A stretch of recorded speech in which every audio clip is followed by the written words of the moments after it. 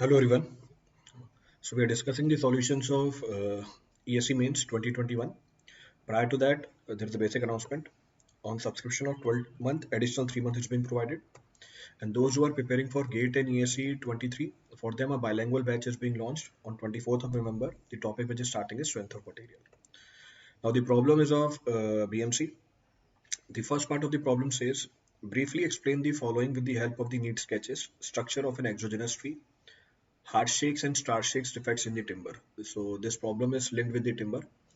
And the second of the problem of the same question is determine the proportions of aggregate A with fineness modulus equals to 7.83 and B with fineness modulus equals to 6.81 required to suitably combine to provide the following grading of such combination.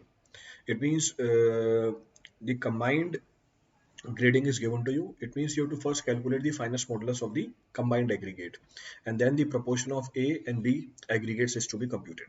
So since the first part of this problem is theoretical, I'll discuss all the points. I'll not be mentioning it as I've done in the remaining problems. I'll discuss all the points.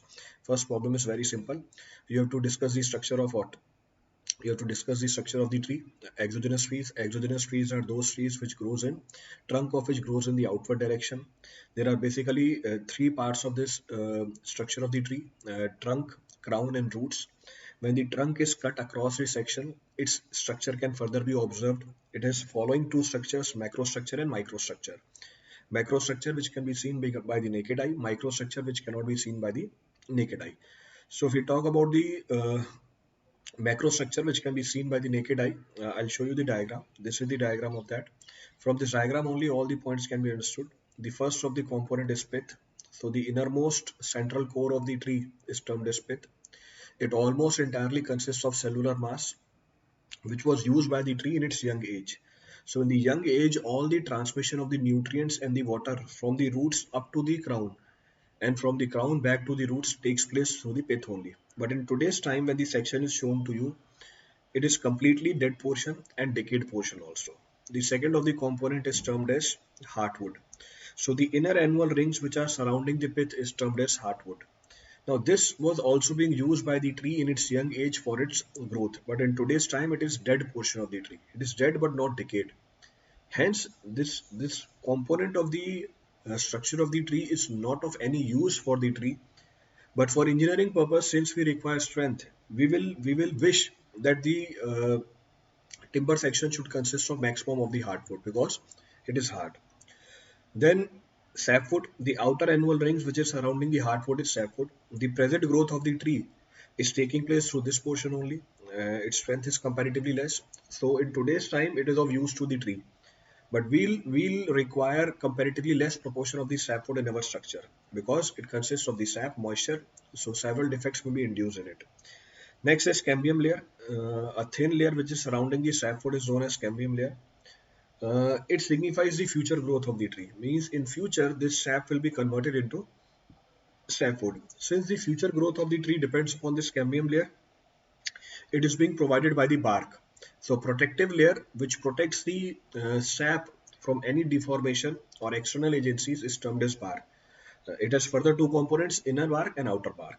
And the last of the component of the structure is medullary rays. Now what are medullary rays? These are thin radial fibers which are extending from the pith up to the cambium layer. So it is extending from the pith up to the cambium layer. The purpose of these medullary rays is to hold different annual rings of sapwood and hardwood in position. Thereby it imparts strength to the timber. So these are the different components of the structure of the tree. Now next part of the problem is shake. Now what are shakes? These are the cracks which partly or completely separate the fibers of the wood. This shake comes in the category of the natural defect. So it is induced naturally. Now what are hard shakes? These are the cracks which are developed in the hardwood. Since these cracks are developed in the hardwood, they are termed as hard shakes. Diagram is shown to you. Next, star shakes.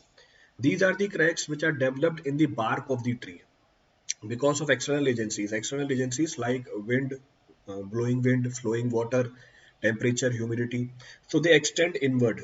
So these are the cracks which separates the fibers of the tree partially or completely, and these cracks are being developed in the bark, so it can be seen also. The previous crack cannot be seen up till the section of the trunk is cut, but you can visualize this star shape without cutting the tree. So this was the first part of the problem. Now the second part of the problem, you have to find the proportion of the aggregate A and aggregate B. So finest modulus of A is given, finest modulus of B is given.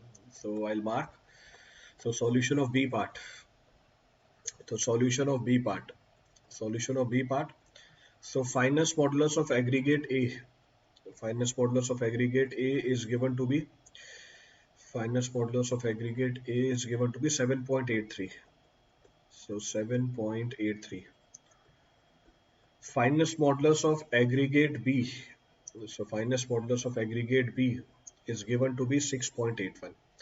Now the problem says in what proportions aggregate A and B must be combined so as to get the combined proportion of the aggregate which is given to you in the problem. So for that we have to calculate the finest modulus. Now what is being termed as finest modulus? होता क्या है finest modulus? Directly table नहीं insert होती. चलो, so I'll draw the table. So finest modulus is defined as aggregate of cumulative percentage of the particles retained over different sieves ranging from 80 mm to 150 micron, which are given to you in the problem. जो आपको सवाल में दे ही रखी है. And what else is given? So IS sieve is given to you. Then cumulative percentage of the particle retained is given to you. So sieve दे रखी है, cumulative percentage of particle retained दे रखा है, तो आपको aggregate निकालना है बस सबका. So this is IS sieve. Then this is cumulative percentage of particle retained. Percentage of particles retained on sieve.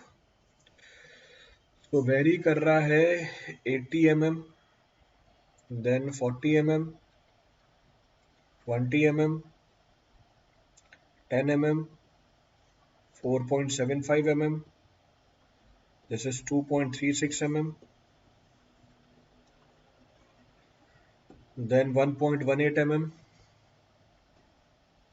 600 micron, 300 micron, and this is 150 micron.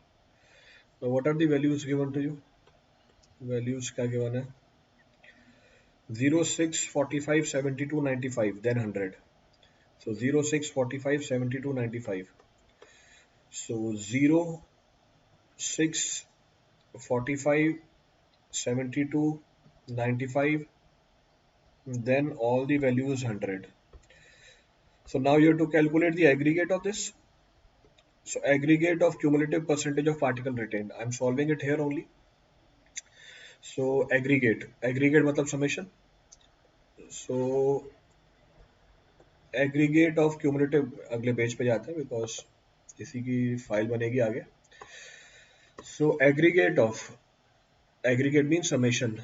So aggregate of cumulative percentage of particles retained. Cumulative percentage of particles retained. So this will be 0 plus 6 plus 45 plus 72 plus 95 plus कितने 1 2 3 4 5 5 into 100 5 into 100 so 95 72 645 so it comes out to be total 218 500 7118.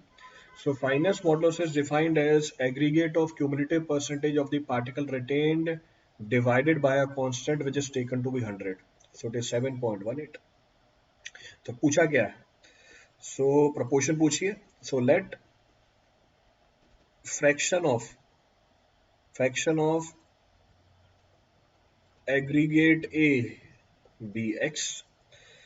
So fraction of aggregate B be 1 minus x. So x into finest modulus of A plus 1 minus x into finest modulus of B, this will be equal to combined finest modulus. So we'll say x into 7.83 plus 1 minus x into 6.81 is equal to 7.18. We'll solve it. X comes out to be how much? 0.363. So 1 minus x comes out to be how much? 1 minus x अगर निकालें यहाँ से, so if I calculate the value of 1 minus x, so 1 minus 0.363, So 0.637. So proportion of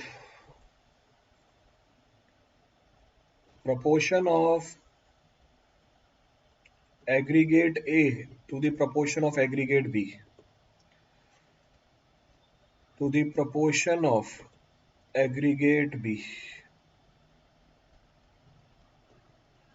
to the proportion of aggregate B.